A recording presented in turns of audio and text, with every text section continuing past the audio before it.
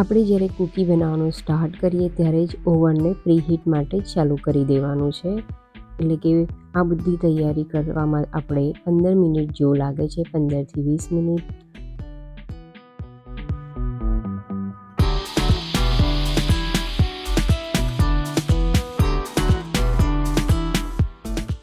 હવે આપણે જે નાન કટાઈ બનાવીએ છીએ તો એને ઉપરથી ફાટવાનું કારણ એ હોય છે કે આપણે ઘી અને ખાંડ બરાબર માપનું નથી લેતા. માપ જે પ્રમાણે લખ્યું હોય છે એ પ્રમાણે.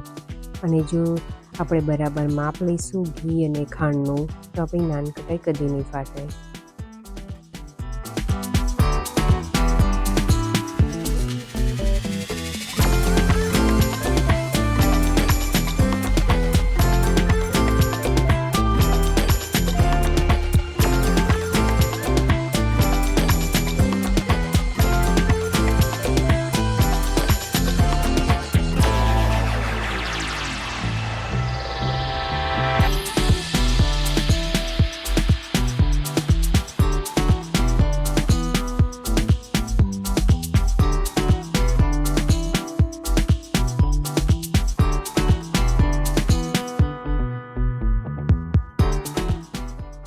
હવે આપણે અહીંયા નાના એક સરખા પહેલાં પીસ કરી દઈશું અને પછી આપણે નાન કટાઈની સાઈઝની આપણે લોવા આવી રીતના વાળી દઈશું.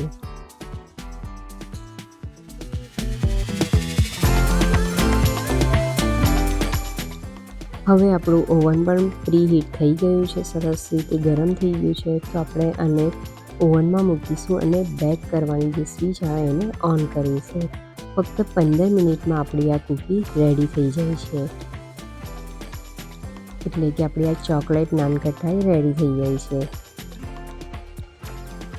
તો તમે જોઈ શકો છો આ નાન કટાઈમાં થોડુંક મેં ઘી ઓછું રાખ્યું છે, તો આ થોડી ઉપરથી ફાટેલી પણ છે. આ વિડીયો કેવી લાગી કમેન્ટ બોક્સમાં જરૂર લખજો.